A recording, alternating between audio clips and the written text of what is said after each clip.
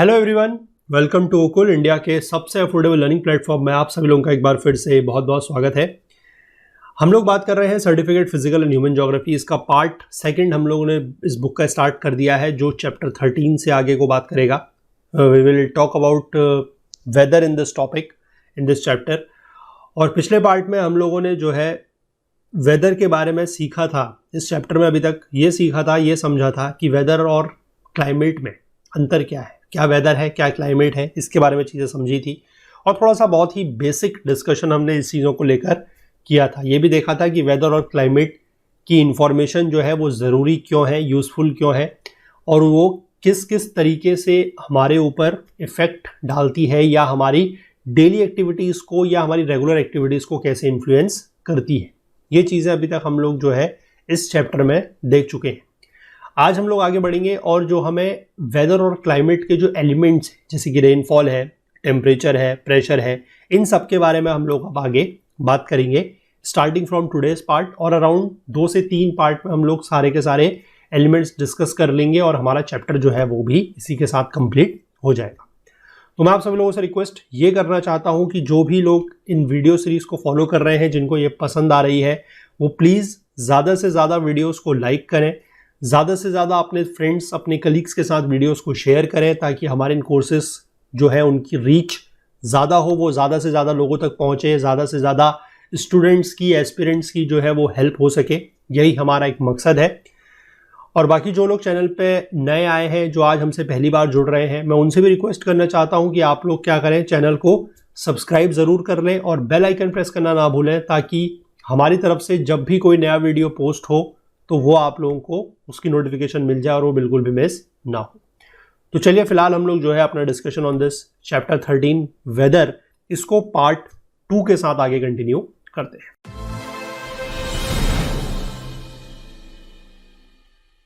देखिए, आज हमें बात करनी है elements of weather and climate को लेकर।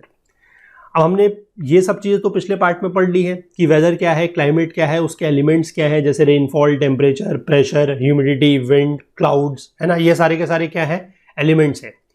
और हमने ये भी बात वहाँ पर जानी थी कि हमें इन सारे के सारे एलिमेंट्स को क्या करना पड़ेगा, हमें इनका जो डेटा है वो रिकॉर्ड करना पड़ेगा ऑन अ डेली बेसिस।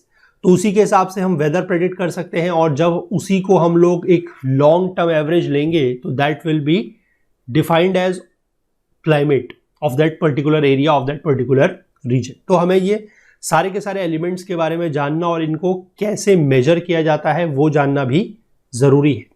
अब देखिए क्या लिखा है, to collect various climatic data, और उनके जो मैप्स हैं वो बनाने के लिए, मैप्स और चार्ट्स बनाने के लिए, following elements of climate are normally observed and measured by weather instruments। तो इनको normally observe किया जाता है और जो weather instruments हैं उनके द्वारा क्या किया जाता है, इनकी माप की जाती है। माप करना दैट इज मेजरमेंट करना।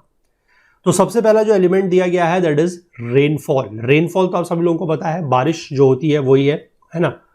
अब यहां पर लिखा गया है कि rainfall including other forms of precipitation. तो rainfall is a form of precipitation, और बाकी कुछ और फॉर्म्स ऑफ प्रेसिपिटेशन भी होते हैं, जैसे कि स्नो, स्लीट, हिल, है ना। अब ये पहली बात तो ये है कि ये प्रेसिपिटेशन टर्म क्या है।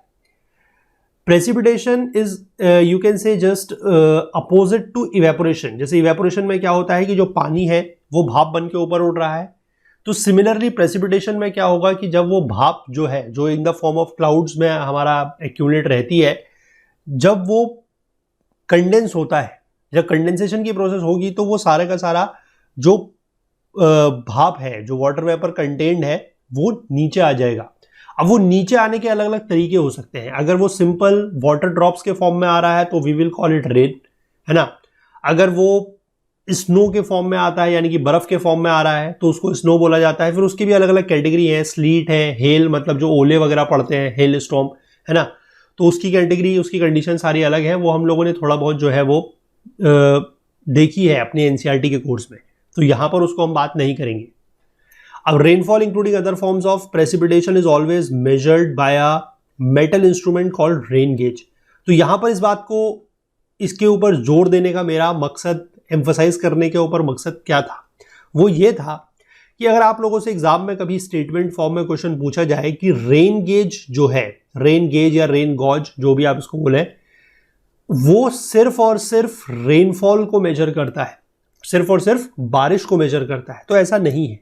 ध्यान रखेंगे, rainfall including other forms of precipitation, यानी कि जैसे चाहे स्नो है, स्लीट, हेल है, वो सारी भी रेन गॉज से ही या रेन गेज से ही मेजर करी जाती है। तो वो कैसे करी जाती है, वो थोड़ा सा यहाँ पर एक प्रोसीजर इसको लेकर दिया हुआ है।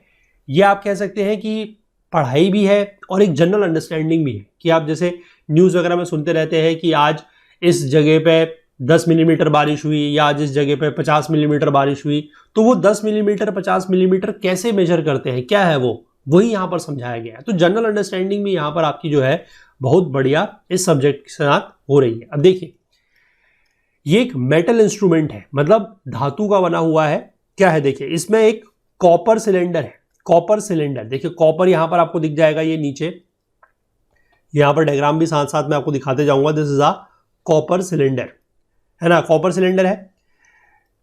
इसके ऊपर एक मेटल की ही फनल लगी हुई है। फनल मतलब एक तरीके से ये जो चीज है, दिस वन इज फनल, जो यानी कि ऊपर से यहां पर ब्रॉड होती है और नीचे को ऐसे ये स्लांट होते होते पतली हो जाती है, that is known as a funnel, है ना। तो ये फनल है, या तो इसका जो डायमीटर है वो 5 इंच का हो सकता है, यानी कि जैसे यहां पर दिया हुआ है दिस इज 5 इंच, है ना, या तो ये डायमीटर 5 इंच का हो सकता है, या फिर ये 8 इंच का भी हो सकता है। यहां पर एग्जांपल में जो फिगर दिखाई गई है दैट इज योर 5 इंच, तो 8 इंच का भी हो सकता है।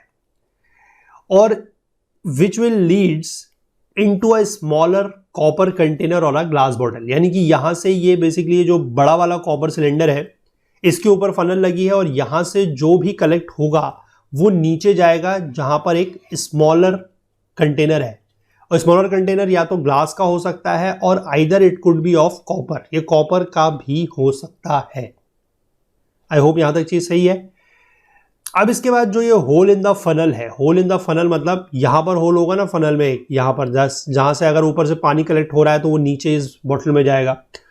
तो उस होल इन द फनल को जो कि लीड्स करता है डाउन टू द कंटेनर, इसको बहुत छोटा रखा जाता है। क्यों छोटा इसलिए रखा जाता है, क्योंकि अगर मान लीजिए इसको बड़ा रखा गया तो हो सकता है कि जो रेन कलेक्ट हुई है, जो पानी कलेक्ट हुआ है, वो क्या हो जाए, इवेपोरेट हो जाए, यानी कि थोड़ा सा वो भाप बन के उड़ जाए। और भाप बन के अगर पानी उड़ गया तो फिर क्या होगा कि हमारा करेक्ट मेजरमेंट जो है वो नहीं हो पाएगा। तो इसलिए इवेपोरेशन को मिनिमाइज करने के लिए इसकी जो फनल की ओपनिंग होती है वो बहुत ही छोटी रखी जाती है। एक तो ये बात हो गई। दूसरी बात क्या बोली है, the gauge should be at least 1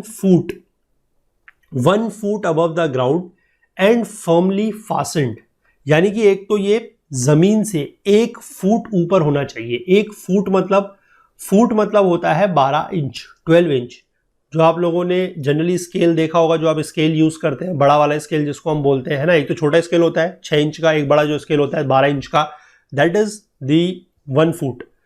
तो बोला क्या गया है कि इस गेज को, इस पूरे के पूरे इंस्ट्रूमेंट को जमीन से कम 1 फुट ऊपर रखना है, यानी कि 12 इंच ऊपर रखना है। जैसे यहां पर भी दिखाया गया है कि ये जो है ग्राउंड लेवल है और इससे हमने क्या करा हुआ है, इस पूरे के पूरे डिवाइस को, इस गेज को 12 फुट ऊपर या 12 इंच ऊपर या 1 फुट ऊपर रखा है। और इसको टाइट से बांधना भी चाहिए, फर्मली फास्टेंड भी होना चाहिए। अब ऐसा क्यों है, ताकि स्प्लैशिंग को अवॉइड कर सके। मतलब देखिए, अगर मान लीजिए आपने इस जो गेज है इसको जमीन पर रख दिया तो क्या होगा कि हो सकता है कि अगर कभी बारिश बहुत तेज पड़ रही है, और बारिश बहुत तेज पड़ती है जब थोड़ी देर तक, तो आपको पता है कि नीचे क्या होता है, एक पडल बन जाता है। पडल मतलब एक तरीके से पानी जो है वो थोड़ा सा क्या होता है, इकट्ठा सा हो जाता है ना। इकट्ठा पानी अगर यहाँ पर हो गया और इसके ऊपर अगर और फिर बहुत बड़ी बड़ी अगर रेन ड्रॉप्स पड़ रही हैं, तो वो क्या होता है, वो आपको पता है कि यहाँ पर जहां पर ये रेन ड्रॉप्स नीचे कांटेक्ट में आएंगी जमीन से, वहां पर से स्प्लैशिंग स्टार्ट हो जाती है ना। यानी कि जैसे अगर बहुत तेज बूंद यहां पर गिरेगी तो ये पानी फिर स्प्लैश करना शुरू कर देगा। तो हो सकता है कि अगर आपने इस गेज को जमीन पर रखा है तो ये पानी अगर बहुत ज्यादा तेज बारिश है तो स्प्लैश करके ये पानी इस कंटेनर के अंदर भी जा सकता है ना। तो ये तो बेसिकली रेनफॉल का पार्ट तो नहीं है, क्योंकि वो तो जो डायरेक्ट बारिश आएगी वो ही इसमें जानी चाहिए। अब ये पानी अगर स्प्लैश करके भी इसमें जाता है तो फिर ये गलत मेजरमेंट दे सकता है। इसलिए कोशिश ये की जाती है कि इसको कम से कम, अगर ये ग्राउंड लेवल है तो यहाँ से हम लोग अराउंड 12 इंच इसको ऊपर रख लें, यानी कि कंटेनर को 12 इंच ऊपर रख लें, ताकि पानी अगर स्प्लैश होता भी है तो वो इतना ऊपर तक स्प्लैश नहीं होगा कि वो फिर इसके अंदर चला जाए। आई होप समझ गए आप। अगली जो चीज लिखी है वो ये लिखी है कि instrument should be sited well away from tall buildings, high trees and other objects which would shelter it. यानी कि इस ऑब्जेक्ट को हमें किसी भी बहुत बड़ी जो टॉल बिल्डिंग है या फिर कोई बहुत बड़ा पेड़ है या फिर कोई ऐसे ऑब्जेक्ट्स जिससे ये इंस्ट्रूमेंट छुप सके, यानी कि जो इसको शेल्टर दे सके, वहां से दूर रखना चाहिए। क्यों? क्योंकि अगर मान लीजिए हमने इसको किसी पेड़ के पास रख दिया और हो सकता है कि बारिश बहुत तेज नहीं है जो पेड़ को पेनिट्रेट कर पा रही है ना, पेड़ की अगर जो कैनोपी है अगर वो बहुत ज़्यादा है, मतलब एग्जाम्पल के तौर पर मैं, जैसे हम बचपन में पेड़ बनाते थे ऐसे ही बनाते थे, है ना, और यहाँ पर अगर हमने इस इंस्ट्रूमेंट को रख दिया और सपोज कर लीजिए बारिश ऊपर से आ रही है और वो इसको पेनिट्रेट ज़्यादा नहीं कर रही है ना, वो थोड़ा थोड़ा इसको पेनिट्रेट कर रही है, तो ये फिर पूरी तरीके से भरेगा नहीं सही से, और भरेगा नहीं तो क्या होगा, इस पर सही तरीके से फिर मेजरमेंट नहीं आएगा। सिमिलरली अगर किसी टॉल बिल्डिंग के पास हमने इसको रख दिया और बारिश, अगर मान लीजिए कभी ऐसा होता है, आपने देखा होगा कि तिरछी बारिश होती है ना, स्लांट रेन होती है, तो फिर अगर वो, जैसे ये कोई बड़ी सी बिल्डिंग है ना, ये कोई बड़ी सी बिल्डिंग है और हमने यहाँ पर अगर ये इंस्ट्रूमेंट रखा है और अगर बारिश इस डायरेक्शन में तिरछी सी हो रही है तो तब भी इसमें प्रॉपर जो है वो चीज़ नहीं आ पाएगी। तो इसलिए इनको इस तरीके की चीज़ों से जो इसको छुपा सके वहाँ से दूर रखना है।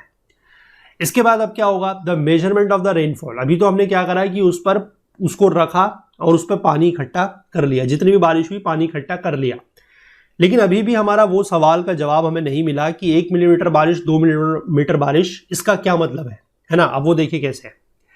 The measurement of the rainfall is done by removing the funnel. अब हम क्या करेंगे, उस फनल को हटाएंगे। जब बारिश हो गई है, जब हमें मेजरमेंट लेना है तो उस फनल को हटाएंगे और उस कंटेनर में जो नीचे ग्लास कंटेनर था, है ना, जो ये पे ग्लास ट्यूब है, ये ग्लास बॉटल या कॉपर के जो कंटेनर है जहां पर ये पानी इकट्ठा हुआ है रेन का, उसको क्या करेंगे, उस पानी को हम लेंगे, ठीक, और उस पानी को एक ग्रेजुएटेड सिलेंडर में डाल देंगे जिसका डायमीटर होगा 1.5 इंच का। ग्रेजुएटेड मतलब जिस पर इस तरीके की मार्किंग्स वगैरह होती है, ये है ग्रेजुएटेड सिलेंडर। आप लोगों ने ये बचपन में केमिस्ट्री वगैरह में सबने यूज़ किया होगा, है ना, अगर किसी ने केमिस्ट्री पढ़ी है या आपने कभी इस तरीके की लैब्स वगैरह में देखा भी है तब भी आपने ये चीज़ें देखी होंगी कि वहाँ पर क्या होता है ना। तो ये चीज़ हम उसमें इस पानी को उठाकर इस ग्रेजुएटेड सिलेंडर के अंदर डाल देंगे। अब इसकी जो रीडिंग है that should be done at the eye level and to an accuracy of 0.01 inch. Eye level का मतलब क्या है, मान लीजिए ये अगर हमारा सिलेंडर है ना, अब इसमें रीडिंग जो है वो हमें यहाँ से करनी चाहिए, मतलब सीधे हमारी जो आंख है वो यहाँ पर होनी चाहिए। ऐसा ना हो कि हम इस रीडिंग को यहाँ से ले रहे हैं ऐसे, या फिर इस रीडिंग को हम लोग यहाँ से ले रहे हैं ऐसे, क्योंकि इससे क्या इशू होगा, अगर हम यहाँ से रीडिंग लेते हैं तो सपोज कर लीजिए पानी यहाँ तक है, लेकिन हम रीडिंग यहाँ से ले रहे हैं तो हमें फिर क्या होगा कि इधर की वैल्यू दिखाई देगी, हम ये वाली वैल्यू काउंट कर लेंगे, या फिर अगर हम इस डायरेक्शन से देखते हैं तो हो सकता है कि हम यहाँ की वैल्यू काउंट कर लें। तो वो चीज़ नहीं करनी है हमें। Measurement is always done and it must be done at the I level, यानी कि सीधे आंख की लेवल पर रख के हमें मेजरमेंट करना है। और इसकी जो प्रिसीशन आप कह सकते हैं या जो इसकी आप एक्यूरेसी कह सकते हैं वो कितना है, 0.01 इंच, यानी कि मिनिमम ये इतना मेजर कर सकता है। अब ग्रेटर एक्यूरेसी के लिए, यानी कि और ज़्यादा प्रिसीशन और ज़्यादा एक्यूरेसी लाने के लिए एक स्पेशल काइंड ऑफ डिवाइस या फिर आप कह सकते हैं मेजरिंग इंस्ट्रूमेंट यूज़ किया जाता है जिसमें टेपर मेजर होता है। टेपर मेजर देखिए यहाँ पर आपको दिया हुआ है। इसमें अंतर क्या है कि इसका जो बॉटम है वो पूरी तरीके से टेपर किया हुआ है ना, ये टेपर किया हुआ है यहाँ पर इसका बॉटम, तो इसमें थोड़ा एक्यूरेसी ज़्यादा है ना, विच टेपर्स एट द बॉटम में बी यूज्ड। इसकी एक्यूरेसी थोड़ा सा देखिए 0.005 इंच है, इसकी जो 0.101 इंच है इसकी 0.05 इंच है। अब N inch of a rainfall means the amount of water. अब इसके हिसाब से जो आपका सवाल का है या वो जो जवाब मैं आपको ढूंढने के लिए बोल रहा हूँ या ढूंढने की तरफ हम जा रहे हैं कि 10 मिलीमीटर बारिश, 20 मिलीमीटर बारिश क्या है, वो यही है ना, कि आपने इसमें डाला और यहाँ पर आपने एक चीज़ देख ली कि जितनी भी आपको रीडिंग दिख रही है आप उस हिसाब से बता सकते हैं कि कितनी बारिश हुई है। आई होप समझ गए आप।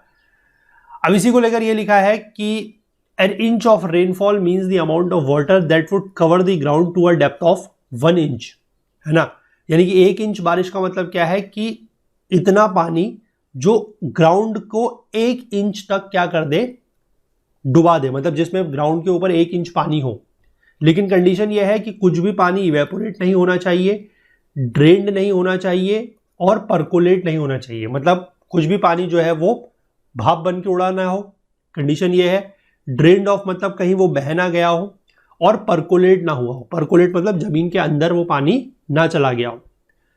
तब की कंडीशन में अगर हम बोले तो 1 इंच रेनफॉल का मतलब क्या है?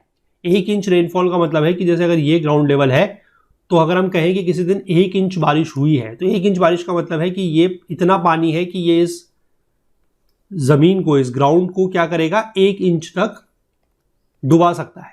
लेकिन कंडीशन वही है कि कुछ भी पानी इवेपोरेट नहीं होना चाहिए, दिस इज इवेपोरेशन, है ना। पानी जो ऊपर चला गया, दिस इज इवेपोरेशन, तो ये अलाउड नहीं है। साथ ही साथ कुछ भी पानी ड्रेन्ड ऑफ नहीं हो सकता। ड्रेन्ड ऑफ मतलब यहां से पानी बह गया, ऐसा नहीं हो सकता, ये भी अलाउड नहीं है। Draining is also not allowed. और साथ ही साथ पानी नीचे को, यानी कि जमीन के अंदर जो पानी चला गया, that is percolation, that is also not allowed. तो ये 3 कंडीशन अगर नहीं है तो हम ये कह सकते हैं कि जो 1 इंच अगर बारिश है तो उसका मतलब यह है कि वो ग्राउंड को 1 इंच तक पानी में क्या कर सकता है, डुबा सकता है। आई होप चीज क्लियर है यहां तक। अब मेटेरोलॉजिकल रिकॉर्डिंग्स के लिए एक रेन डे का मतलब क्या है? रेन डे का मतलब वो है as a period of 24 hours, जब 24 घंटे में कम से कम 0.01 इंच की बारिश हुई हो, या उससे ज्यादा हुई हो, या उतनी हुई हो मिनिमम। क्योंकि यहां पर हम देख पा रहे हैं कि ये गेज 0.01 की ही बारिश रिकॉर्ड कर सकता है मिनिमम, इससे कम तो नहीं कर पाएगा।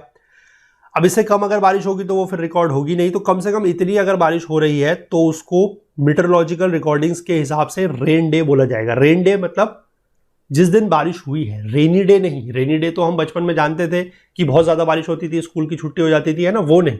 रेन डे मतलब बारिश उस दिन हुई है। अगर ये अमाउंट जो है वो 0.04 इंच से ज्यादा हो जाए तो उसको बोला जाता है it is a wet day, यानी कि वो एक वेट डे है। और जनरल रेकनिंग की अगर हम बात करें तो जैसे मलेशिया में average rainfall 0.3 inch a day से क्या है, कम है। समझ गए आप?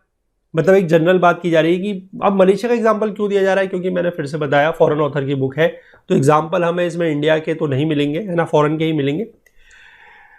अब इसमें क्या लिखा है कि only a torrential downpour can account for more than a inch of a rainfall in a day. Torrential rain downpour मतलब आपने एक टर्म सुना होगा, जब बहुत ज्यादा बारिश होती है जिसको बोलते हैं मूसलाधार बारिश, है ना।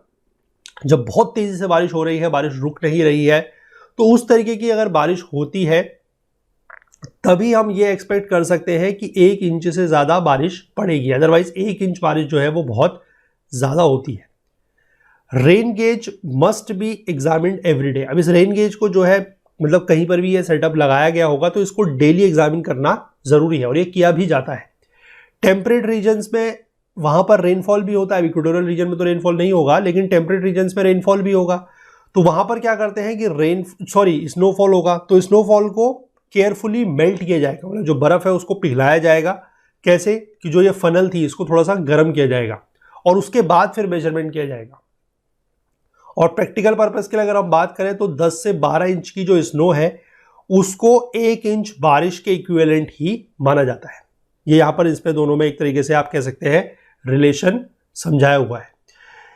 इसके बाद क्या करेंगे कि जो रेनफॉल का डेली रिकॉर्ड लिया जा रहा है, क्योंकि रोज हम बारिश को मेजर कर रहे हैं, तो जो डेली रिकॉर्ड लिया जा रहा है उसको ऐड किया जाएगा at the end of the month to find the total rainfall for that month. यानी कि हम आज कितनी बारिश हुई उसको हम डेली जोड़ते रहेंगे, तो हमें पता लग जाएगा कि इस पूरे महीने कितनी बारिश हुई है, टोटल रेनफॉल कितनी हुई है। अब उसके बाद हर महीने का जो टोटल होगा उसको भी जोड़ेंगे साल के अंत में, ताकि हमें यह पता लगेगा कि एनुअल रेनफॉल कितनी हुई है। जैसे यहां पर नीचे एक डायग्राम दिया हुआ है, देखिए यहां पर इसकी जो एक्सिस है, एक्स एक्सिस में मंथ दिए गए हैं, जनवरी, फरवरी, मार्च, अप्रैल, मई, ऐसे करके, और वाई एक्सिस में आपको यहां पर दिया गया है रेनफॉल इन इंचेस।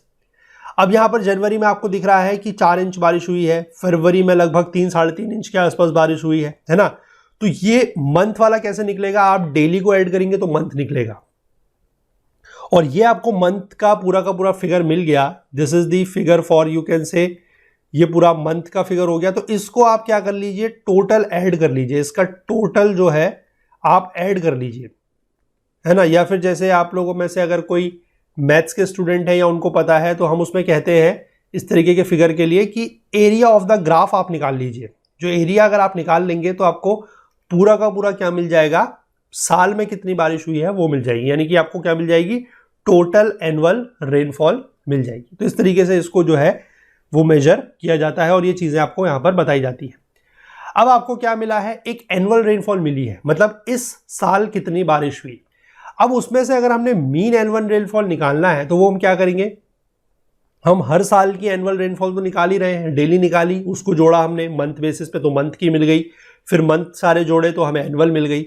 अब उस एनुअल रेनफॉल को हम over a long period of से 35 ईयर्स, यानी कि 35 साल तक हम क्या करते रहेंगे, 35 साल का हमारे पास डेटा रहेगा, उसको हम उसका एक एवरेज निकालेंगे और उसका जब हम एवरेज निकालेंगे तब हम कहेंगे कि मीन एनुअल रेनफॉल कितनी है। क्योंकि हो सकता है किसी साल बारिश ज्यादा हो, किसी साल बारिश कम हो, तो उसका एक एवरेज निकाला जाएगा, तब हम उसको जो डेटा हमें मिलेगा उसको हम बोलेंगे annual rainfall, sorry mean annual rainfall. Annual तो वही है कि साल में कितनी बारिश हो रही है, किसी साल कितनी बारिश हो रही है, दैट इज एनुअल रेनफॉल। और उसी का अगर हम लगभग 30-35 साल का एक एवरेज लेके चले तो जो हमें एक डेटा मिलता है, जो वैल्यू मिलती है, उसको बोला जाएगा मीन एनुअल रेनफॉल। इसके बाद जो रेनफॉल के मैप्स है उनमें प्लॉटिंग करने के लिए places having the same mean annual rainfall are joined by a line called an isohyet. मतलब ऐसी जगहों को जब हम जोड़ते हैं, यानी कि ऐसे पॉइंट्स या ऐसे प्लेसेस जहां का मीन एनुअल रेनफॉल, अभी इस वर्ड पे बहुत ध्यान दीजिएगा, मीन एनुअल रेनफॉल है ये, मीन एनुअल रेनफॉल जहां पर सेम है, उन पॉइंट्स को अगर हम जोड़ें तो उससे जो लाइन बनेगी उसको बोला जाएगा आइसोहाइट।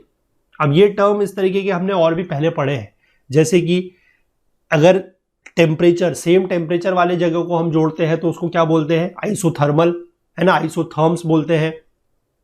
या फिर हम सेम प्रेशर वाले एरियाज को जोड़ते हैं तो उनको आइसोबार्स बोलते हैं, है ना। इस तरह की चीजें जो हमने पहले पढ़ी हैं। तो यहां पर उसी में एक टर्म और जुड़ गया कि ऐसे पॉइंट्स को जब हम जोड़ें जहां पर मीन एनुअल रेनफॉल सेम है और उन पॉइंट्स को जोड़ के जो एक लाइन बनेगी उसको बोला जाएगा आइसोहाइट। और इस तरीके की लाइनें जो है वो कई सारी एटलसेस वगैरह में भी दिखाई जाती है। अब रेनफॉल को जो है हम ग्राफिकली भी डिपिक्ट कर सकते हैं, या तो शेडेड रेनफॉल कॉलम्स की तरह, जैसे हमने पहली वाली फिगर में आपको दिखाया है ना, ये वाली पहली फिगर में आपने देखा कि हमने ग्राफ बनाया है, टोटल इस तरीके से कलरिंग वगैरह की है। या फिर हम इसको एक डिस्पर्सल डायग्राम में भी दिखा सकते हैं कि 1 dot for each year as for many years as possible, यानी कि ये अगर कोई इस तरीके का पॉइंट है, अब इसमें हम क्या करेंगे कि हर साल की जितनी टोटल बारिश हो रही है उसको एक पॉइंट से दिखा देंगे, जैसे एक ये पॉइंट हो गया, ये पॉइंट हो गया, है ना। तो इससे फायदा क्या है कि एक तो डायग्राम थोड़ा सा कॉम्पैक्ट बनेगा। अब इसमें तो क्या है कि देखिए हर साल के लिए आपको इतना बड़ा एक डायग्राम बनाना पड़ेगा, क्योंकि आपने मंथ का बनाया, फिर टोटल बनाएंगे आप उसको, है ना। और इसमें आप क्या करेंगे कि जो ये टोटल वैल्यू आई है इसका आप एक डॉट बना देंगे और फिर उसका एक मीन एनुअल रेनफॉल निकाला जाएगा, 35 साल का एवरेज। अब उससे आप कह सकते हैं कि अगर ज्यादा बारिश हो रही है तो वो मीन से ज्यादा है, अगर बहुत ज्यादा होती है तो हम उसको कहेंगे कि वेरी वेट एयर है, और अगर बहुत कम बारिश होती है तो हम उसको क्या कहेंगे, वेरी ड्राई एयर।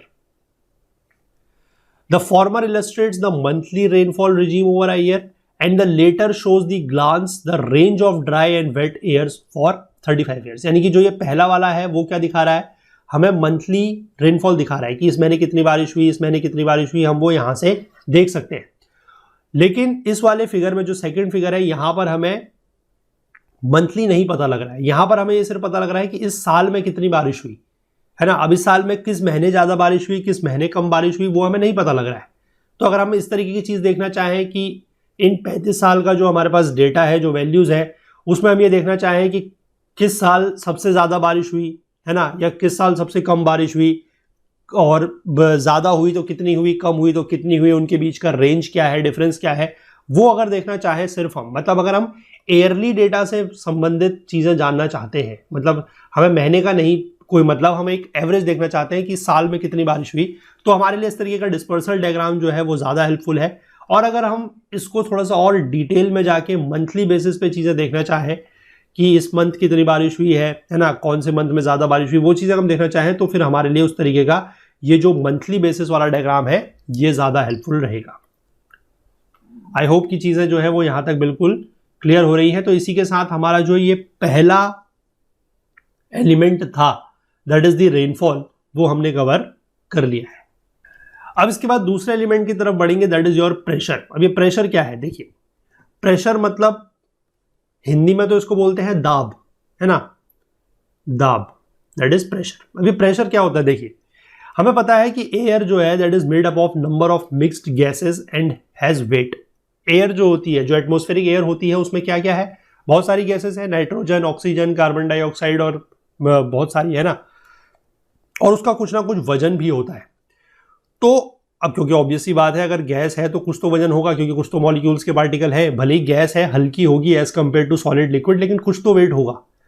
अब वेट है तो उसकी वजह से वो क्या कर रहा है, वो exert a pressure on this earth surface which varies from place to place and from time to time. यानी कि जमीन के ऊपर, अर्थ के ऊपर, धरती के ऊपर, पृथ्वी के ऊपर वो अपना दबाव डाल रहा है ना, प्रेशर डाल रहा है, दबाव डाल रहा है, और ये हर जगह पर सेम नहीं होता, अलग अलग जगह पर अलग अलग समय पर ये चेंज होता रहता है। और this force that presses on the surface of any object can be Fairlie accurately measured. हम लोग इसको काफी हद तक जो है एक्यूरेटली मेजर भी कर सकते हैं। और इसको मेजर करने के लिए जो इंस्ट्रूमेंट है, प्रेशर को मेजर करने के लिए जो इंस्ट्रूमेंट एक बनाया गया है जिसको बोला जाता है बैरोमीटर, है ना, वो एक यहाँ पर नीचे फिगर है उसमें दिया गया है। तो बैरोमीटर जो है वो गैलीलियो और उनके एक साइंटिस्ट थे टॉरिसेली, उनके द्वारा 1643 में इसको इन्वेंट किया गया। इसमें होता क्या है, देखिए एक ऑर्डिनरी मरकरी बैरोमीटर में एक लॉन्ग ग्लास ट्यूब होगी जिसका अपर एंड तो सील्ड है, मतलब ऊपर की तरफ से बंद होगा, और नीचे का जो एंड है वो खुला हुआ है। मतलब ये आप देख सकते हैं फिगर में, ये वो ग्लास ट्यूब दी गई है, इसका अपर एंड तो यहां पर क्लोज है, लेकिन जो लोअर एंड आपको दिख रहा है वो क्या है, ओपन है। इसके बाद लोअर एंड को हम क्या करेंगे, इन्वर्ट करेंगे इन अ बाउल ऑफ मरकरी, यानी कि एक मरकरी का एक बाउल होगा। बाउल मतलब एक तरीके का छोटा सा कोई बर्तन सा होगा, उस पर होगी मरकरी। मरकरी मतलब पारा, है ना, हिंदी में बोलते हैं पारा। मरकरी आप लोगों को पता होगा जो थर्मोमीटर वगैरह के अंदर होती है, चमकती हुई सी चीज, दैट इज मरकरी, है ना। तो इसमें मरकरी भरी होगी और इस पर हम इसको क्या करेंगे, उल्टा करके इस ट्यूब को डाल देंगे। मतलब इसका जो क्लोज्ड एंड है वो ऊपर की तरफ को होना चाहिए, जो ओपन एंड है वो नीचे की तरफ को होना चाहिए। इस तरीके से हमने इसमें डाल दिया।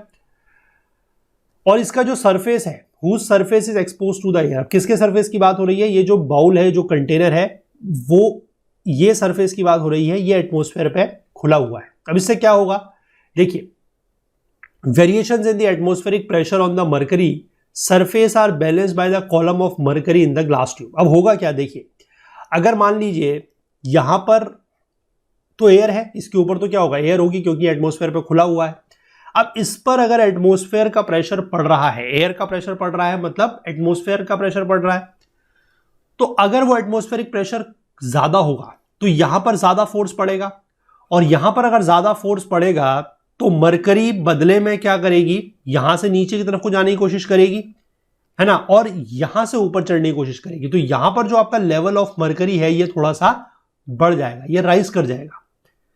और वहीं इसके कंपैरिजन में अगर मान लीजिए यहां पर प्रेशर थोड़ा सा कम होता है, अगर लो प्रेशर होता है, जैसे अगर मैं इसको इस कलर से दिखाऊं कि लो प्रेशर अगर हो रहा है, ऐसे डॉटेड लाइन से दिखा देते हैं, लो प्रेशर अगर हो रहा है तो क्या होगा कि मरकरी थोड़ा सा ऊपर की तरफ को उठेगी, और थोड़ा सा अगर मरकरी ऊपर की तरफ को उठेगी तो यहां से मरकरी नीचे जाएगी, और हो सकता है कि ये आपकी जो लाइन है, जो मार्क है, वो यहां तक आ जाए। तो इस तरीके से इसमें जो है मेजरमेंट होता है। अगर कोई हमारे इंजीनियरिंग के स्टूडेंट हैं, और स्पेसिफिकली अगर मैं बात करूं सिविल इंजीनियरिंग या फिर मैकेनिकल इंजीनियरिंग के, तो उनको तो ये चीजें मतलब पता है, वो तो बचपन से ये चीजें पढ़ रहे हैं। इंजीनियरिंग में 4 साल उन्होंने ये प्रेशर मेजरमेंट और ये सब चीजें पढ़ी हैं। केमिस्ट्री के अगर कोई स्टूडेंट्स है तो आई थिंक उनको भी ये चीजें पता होंगी, केमिस्ट्री या फिजिक्स के स्टूडेंट्स भी हैं तो, है ना। बाकी लोगों के लिए जितना जरूरी है वो मैं यहाँ पर बता रहा हूँ, इससे बहुत ज्यादा डिटेल में जाके पढ़ने की, ढूंढने की, रिसर्च करने की जरूरत आपको नहीं है, क्योंकि आपसे कोई साइंटिस्ट लेवल का क्वेश्चन इसमें नहीं पूछा जाएगा, है ना। साइंटिस्ट या इंजीनियर लेवल का या फिजिसिस्ट लेवल का क्वेश्चन नहीं पूछा जाएगा। जितना मैं आपको चीज़ें बता रहा हूँ उतना थोड़ा बहुत आप चीज़ों को ध्यान दीजिए। हालांकि इतना डिटेल में भी आपसे नहीं पूछा जाएगा कि बैरोमीटर में मेजर कैसे करते हैं या रेन ग्राफ से मेजर कैसे करते हैं, लेकिन फिर भी अब बुक में दिया हुआ है तो बताना ज़रूरी है। अदरवाइज फिर कुछ लोगों को ये फील होता है कि चीज़ें हम लोगों ने स्किप कर दी, छोड़ दी, तो ऐसा सही नहीं है, ठीक है। और अगर एग्जाम में चीज़ें नहीं भी आती हैं तो कोई बात नहीं, एक जनरल अंडरस्टैंडिंग होनी जरूरी है चीज़ों की। थोड़ा सा चीज़ों को आप जान रहे हैं, सीख रहे हैं, वो भी एक अच्छी बात है। अब इससे क्या होता है कि प्रेशर ऑफ द एयर हमें मिल जाएगा और कैन बी रेड ऑफ, इसको हम पढ़ सकते हैं quickly from the scale on the glass tube. वही बात है कि जितना हमें यहाँ पर ये दिख रहा है मरकरी के ऊपर जो ये ग्लास ट्यूब है इसके ऊपर एक मेजरमेंट बना होगा, है ना, वही जैसे ग्रेजुएटेड सिलेंडर में ऊपर बना था, तो उससे हम लोग ये वैल्यू पढ़ सकते हैं कि कितना इसमें मरकरी का कॉलम दिख रहा है। अब सवाल ये आता है कि हमने यहां पर बोला कि इसमें मरकरी है, तो सवाल ये आता है कि मरकरी ही क्यों है, क्या हम कोई और लिक्विड का इस्तेमाल नहीं कर सकते थे? अभी इंजीनियरिंग वाले स्टूडेंट्स को तो ये सवाल पता होगा, लेकिन बाकियों को आई डोंट नो कि कितना पता है या नहीं पता है। यूज तो कर सकते हैं, ठीक है, एनी लिक्विड को हम यूज कर सकते हैं। अगर हम थ्योरेटिकल लेवल पर बात करें तो हम किसी भी लिक्विड को यूज कर सकते हैं, मरकरी को ही यूज करना जरूरी नहीं है। लेकिन मरकरी को क्यों यूज किया जाता है? क्योंकि वो हैवीएस्ट लिक्विड है। हैवीएस्ट मतलब उसकी जो डेंसिटी है, डेंसिटी इज हाई, उसकी डेंसिटी बहुत ज्यादा होती है। और डेंसिटी हाई होने की वजह से फायदा क्या है कि देखिए, अगर हम मान लीजिए ऑर्डिनरी वाटर का यूज करते हैं, मतलब जो साधारण पानी होता है, अगर उसका यूज करते हैं, कर उसका भी सकते हैं, ठीक है। पहली बात मैं फिर से बता रहा हूं कि थ्योरेटिकली हम किसी भी लिक्विड को यूज कर सकते हैं, लेकिन मरकरी को इसलिए यूज करते हैं क्योंकि वो हैवीएस्ट है, यानी कि उसकी जो डेंसिटी है वो सबसे ज्यादा है। अगर हम ऑर्डिनरी वाटर साधारण पानी का यूज करें तो जो corresponding column of normal atmospheric pressure है, यानी कि हम जो यहां पर देख पा रहे हैं, ये जो लेंथ आ रही है वो कितनी है, 76 सेंटीमीटर, या फिर आप कहिए कि 30 इंचेस के आसपास ये लेंथ आ रही है। 30 इंच मतलब अराउंड 2-2.5 फीट के आसपास हो गया।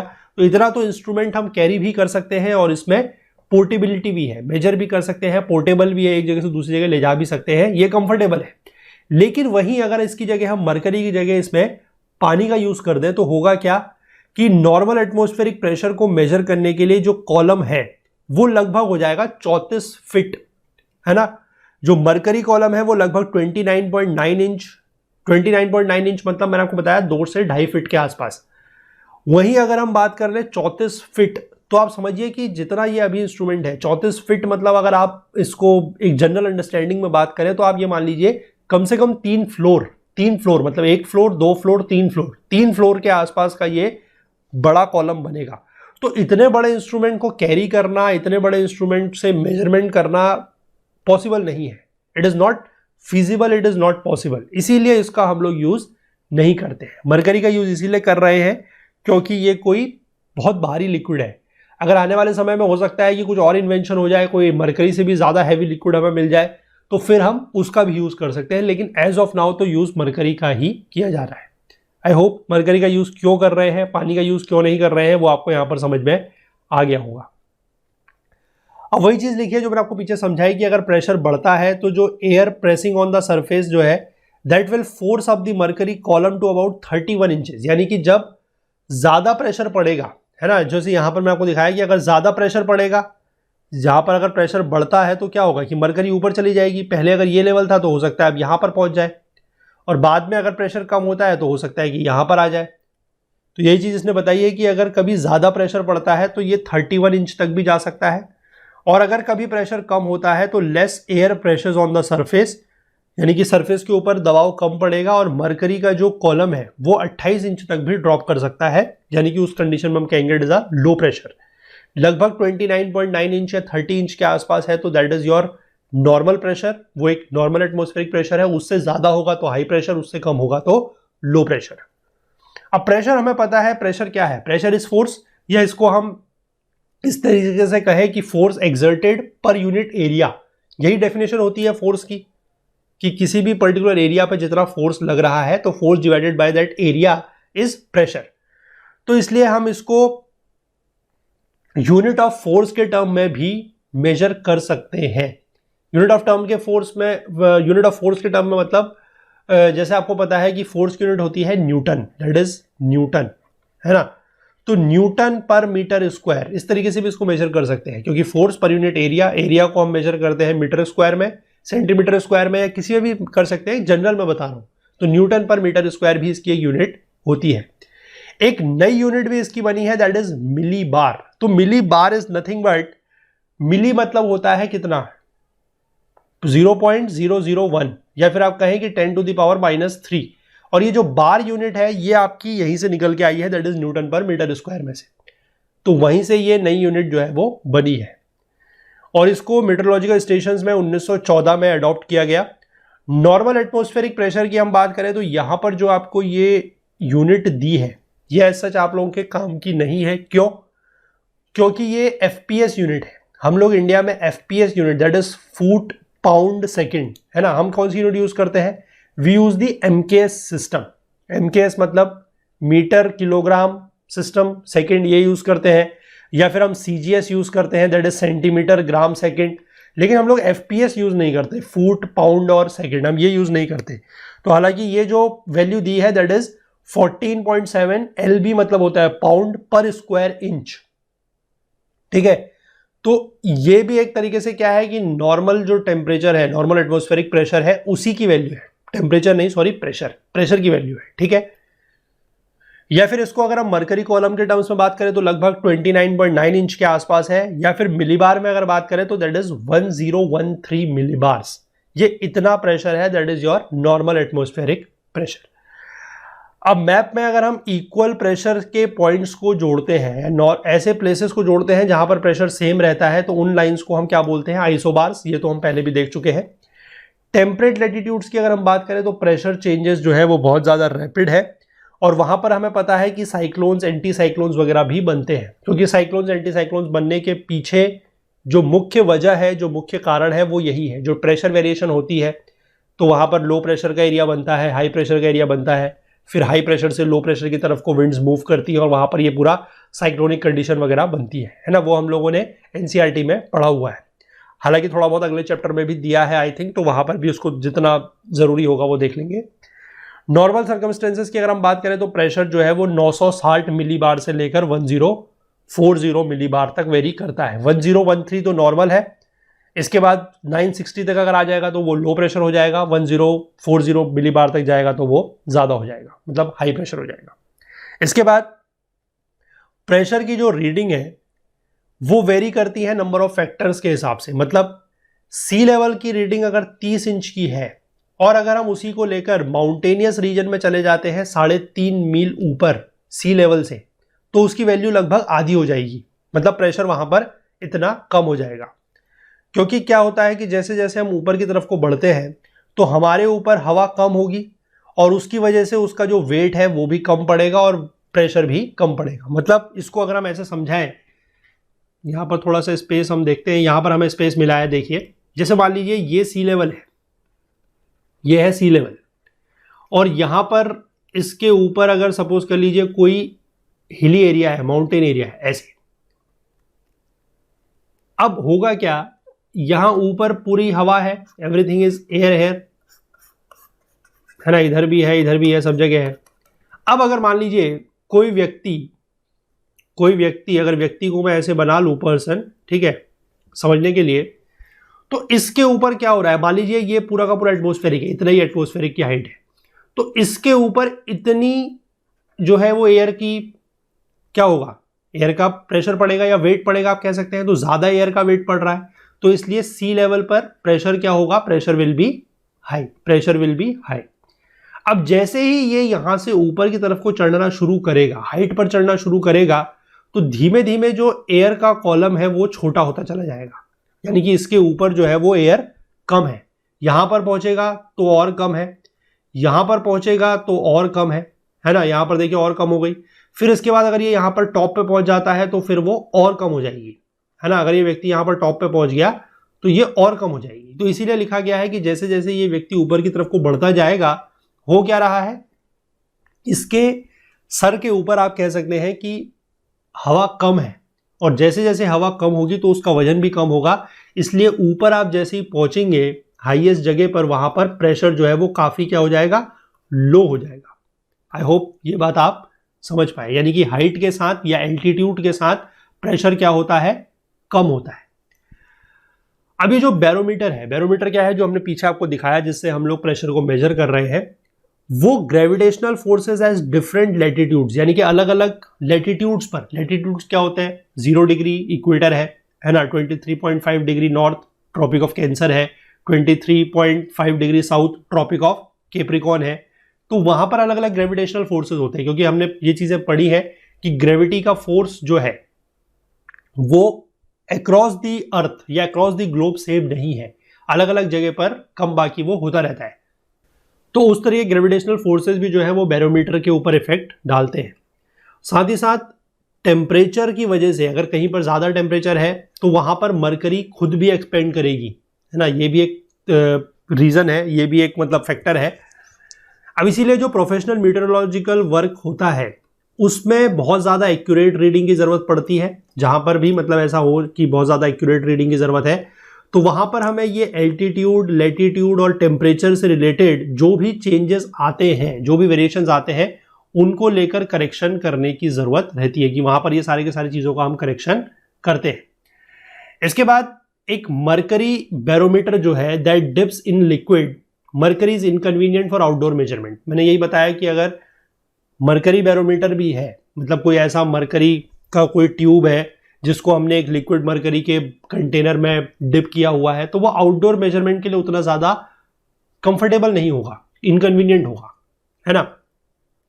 तो इसी के एक रिप्लेसमेंट आप कह सकते हैं निकाला, दैट इज एक मोर पोर्टेबल लेकिन लेस एक्यूरेट टाइप, जिसको हम एनोरॉइड बैरोमीटर बोलते हैं, वो निकाला। पोर्टेबल तो ज्यादा है, पोर्टेबल मतलब एक जगह से दूसरी जगह हम उसको ले जा सकते हैं, पोर्टेबिलिटी ज्यादा है, लेकिन एक्यूरेसी थोड़ा सा कम है। लेकिन हम कुछ थोड़ा सा मतलब वही बात है कि एक चीज कुछ पाने के लिए कुछ खोना पड़ता है। अगर हम पोर्टेबिलिटी पाना चाहते हैं तो एक्यूरेसी को थोड़ा सा हमें खोना पड़ेगा। और इस तरीके का जो एक मोर पोर्टेबल बैरोमीटर बनाया गया है, that is known as aneroid barometer. अब इसमें क्या है कि एक स्मॉल मेटल कंटेनर होगा जिसमें से सारी की सारी एयर को बाहर निकाल लिया जाएगा और लगभग उसको बना दिया जाएगा वैक्यूम, यानी कि उसके अंदर अब कोई भी एयर नहीं है। अब एयर नहीं है तो इसका मतलब उसके अंदर कोई प्रेशर भी नहीं है, तो बॉक्स के अंदर देयर इज नो प्रेशर।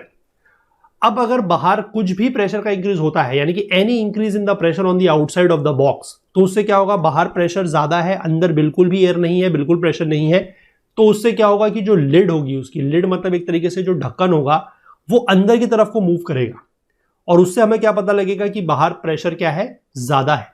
और वो चीज हमें जो एक ऊपर रिवॉल्विंग डायल लगा होगा उससे पता लग जाएगी।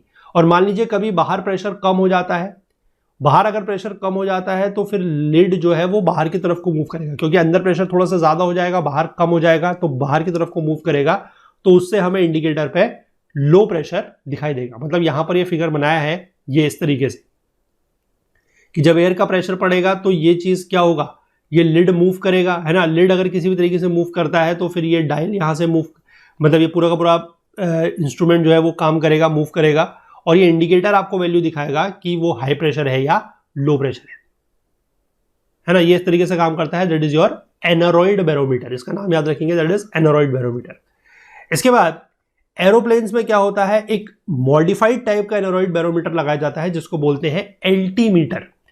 अब हमें पता है कि प्रेशर डिक्रीज करता है एल्टीट्यूड के साथ, मतलब जैसे जैसे हाइट बढ़ रही है हमारी, अब एरोप्लेन क्या होगा कि ऊपर की तरफ को जाएगा हवा में, जैसे जैसे हाइट बढ़ेगी तो हमें पता है कि प्रेशर कम होता है। और उसका रेट कितना है कि अगर हम 900 फीट ऊपर बढ़ते हैं, यानी कि हर 900 फीट ऊपर बढ़ने पर हमारा जो मरकरी की रीडिंग में ड्रॉप हो रहा है वो कितना हो रहा है, लगभग 1 इंच के आसपास। 1 इंच का ड्रॉप मतलब प्रेशर कम होता जा रहा है। एल्टीमीटर हमको क्या करता है, फीट में रीडिंग देता है, हाइट के लिए जो है वो रीडिंग देता है फीट में। मतलब जैसे हमने यहां पर देखा, अभी तक हम क्या बात कर रहे थे कि चाहे हमारा बैरोमीटर था या फिर एनोरॉइड बैरोमीटर था, वो हमें मरकरी कॉलम की एक रीडिंग दे रहा है ना। यहां पर खैर एनोरॉइड बैरोमीटर में मरकरी रीडिंग तो नहीं है, लेकिन ये प्रेशर की वैल्यू बता रहा है।